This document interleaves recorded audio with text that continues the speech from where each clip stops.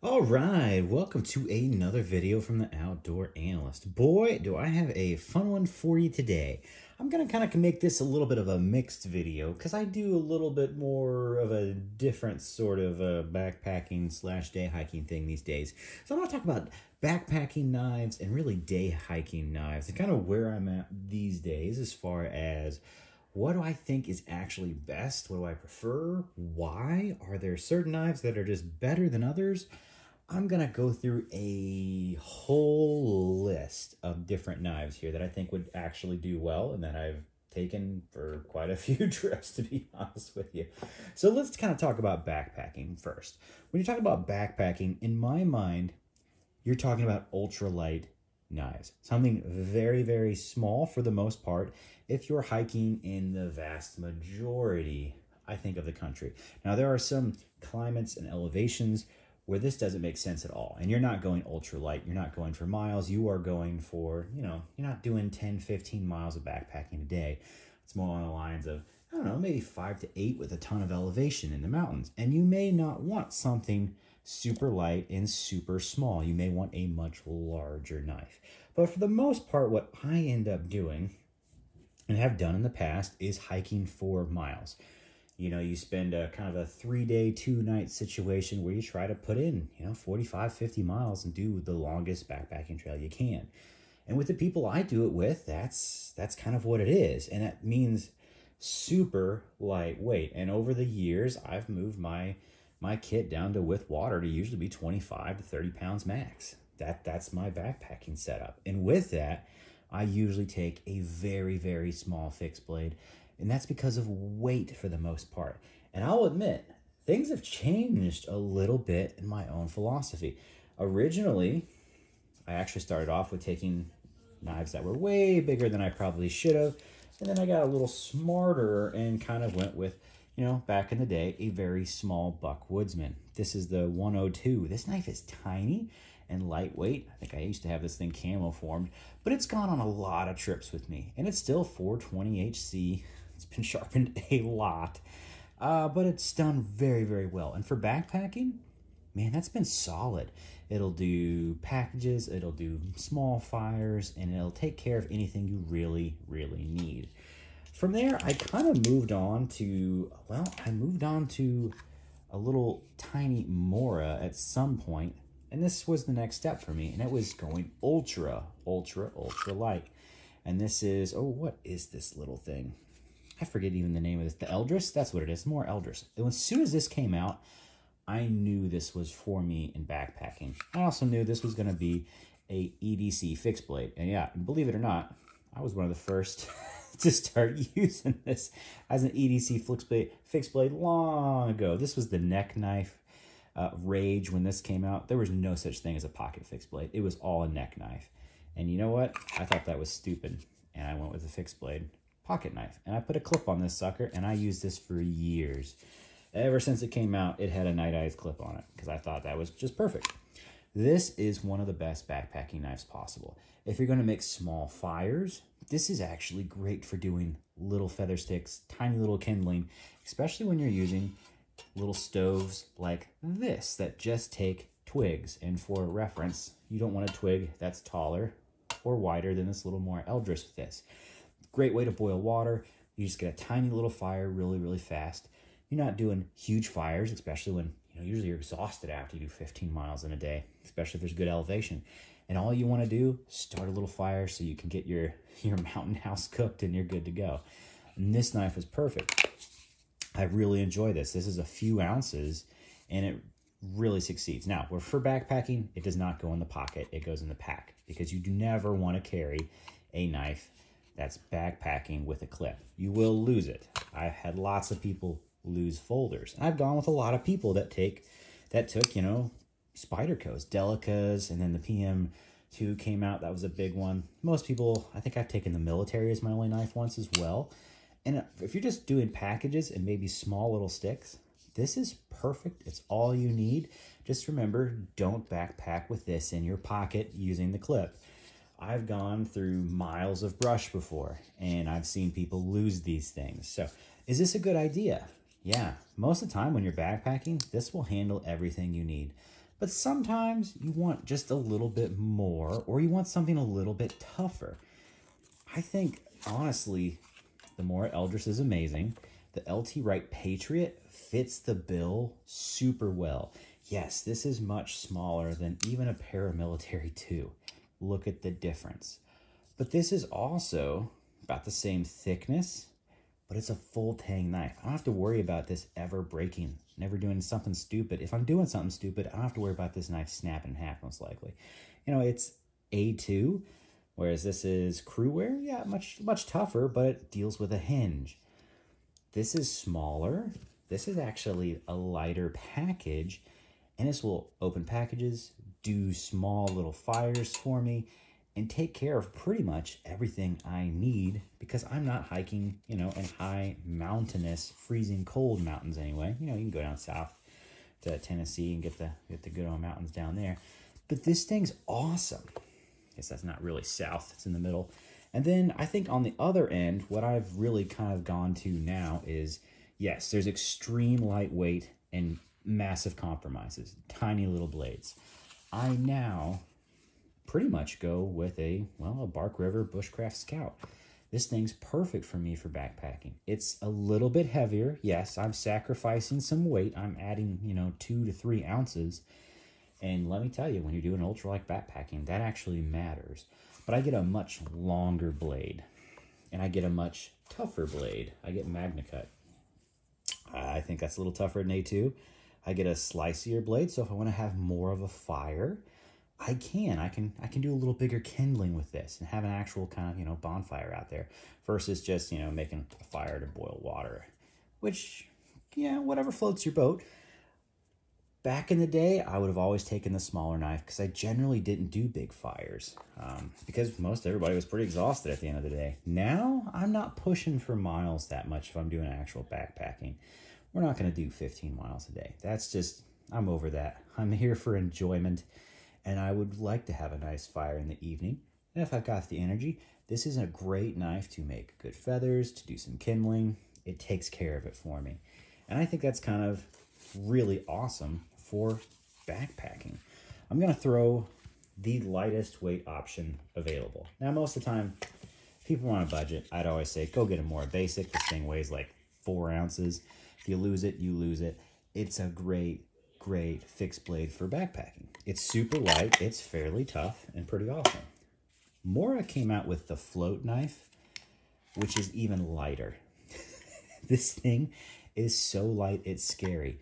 It's lighter than the Eldris. It's lighter than the Patriot. This thing weighs like a couple of ounces total.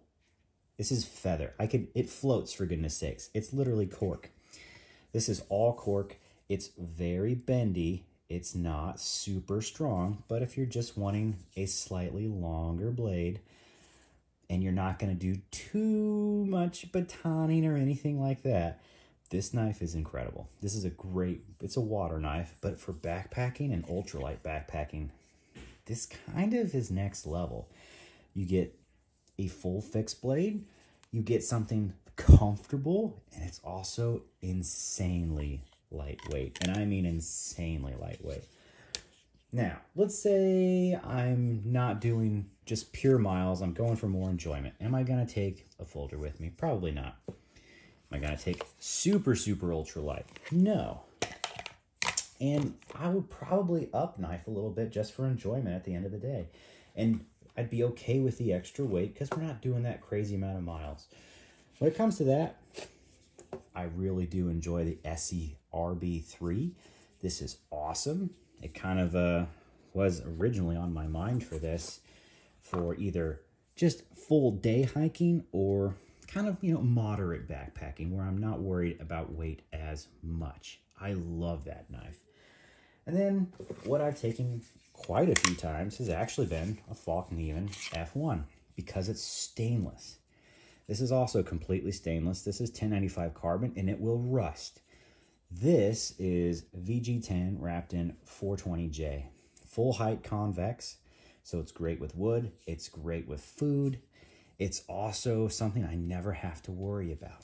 It's truly a worry-free knife. The rubber handle, it's never going to have any issues out there. I really enjoy that, but it's much heavier. We're talking about up to like 6 ounces here, full packages. This is probably almost half that weight. This is super, super light compared to these two, but as you can see, I get almost the same blade with this, but it's just much thinner stock, and it's just so much lighter all around.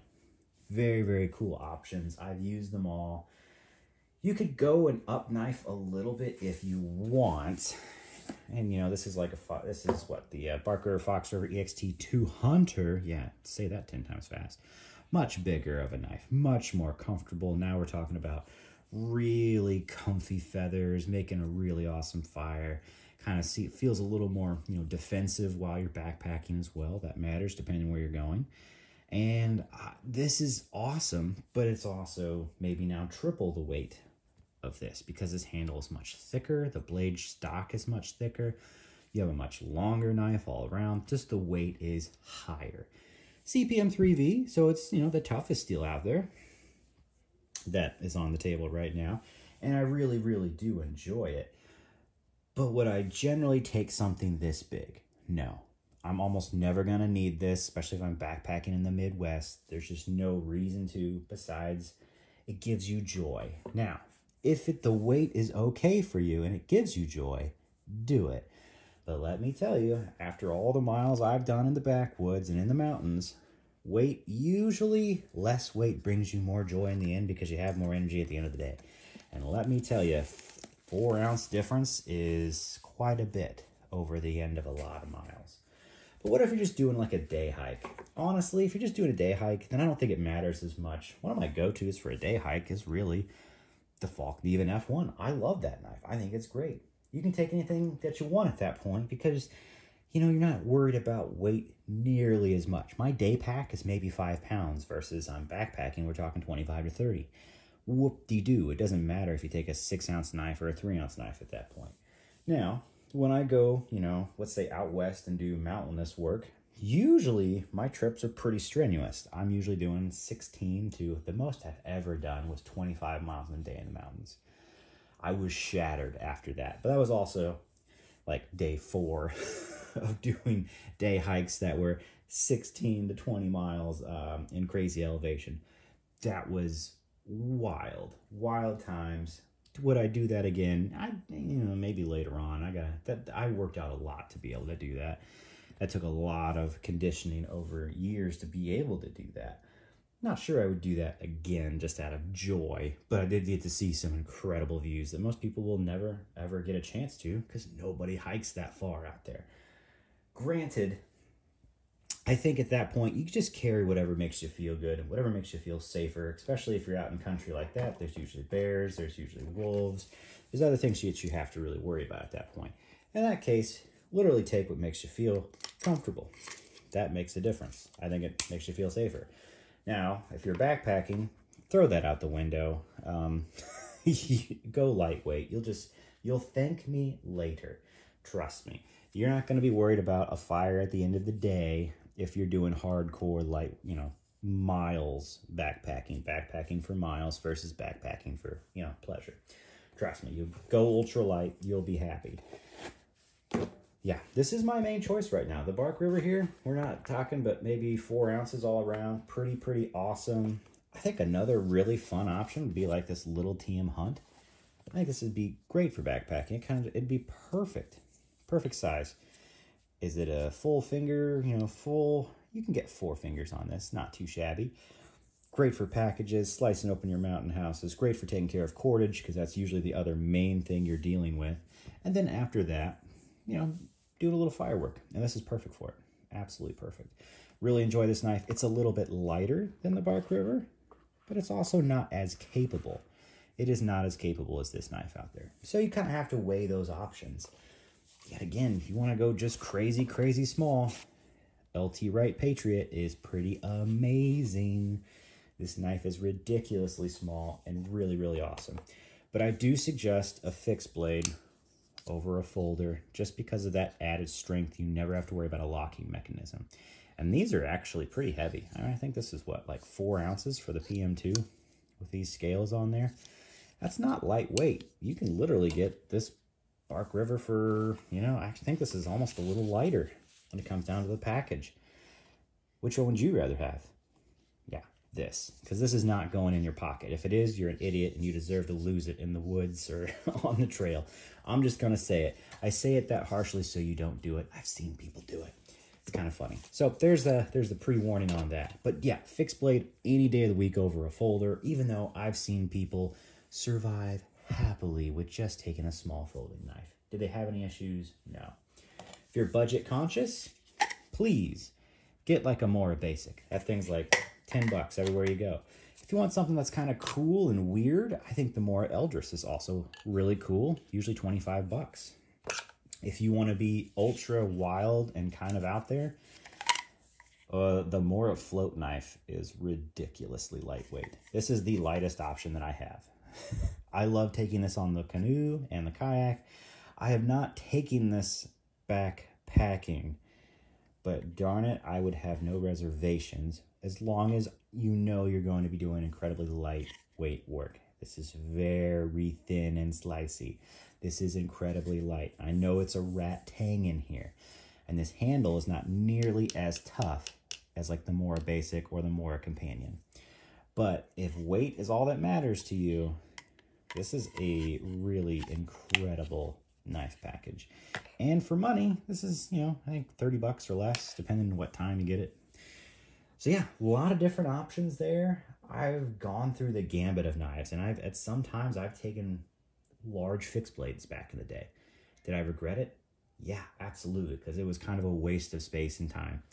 I don't take hatchets. I usually, if I'm gonna have extra weight, it's gonna be a saw, and it's a little folding saw, because sometimes when I hammock backpack now. That was kind of the biggest thing for me, is moving down out of tents into hammocks, so it's super comfortable. And sometimes you need a saw to get rid of all the bushes, thicker bushes and stuff that can be between trees. And that is worth it as a luxury item to take, and then take a very small, lightweight knife on top of it, something like that. But in reality, I was usually taking something like that, or another LT Wright. I've had multiple small LT Wrights that have been perfect for that position. But I think this is the smallest one, and as I've gotten older, the lighter, the better. That's really, really where I'm at. Lightweight makes a difference. This is my own personal compromise, the Bark River Bushcraft Scout, because I think I get a long enough blade. It's Magna Cut, so it's completely stainless, and it's fairly darn tough. This nearly full height grind convex is just a great slicer. It does everything that I need for the backwoods. Granted, this could change. I am totally happy with any of these options. Any of these options would be amazing. So if money's like on the mind, no question, no doubt, go get a Mora.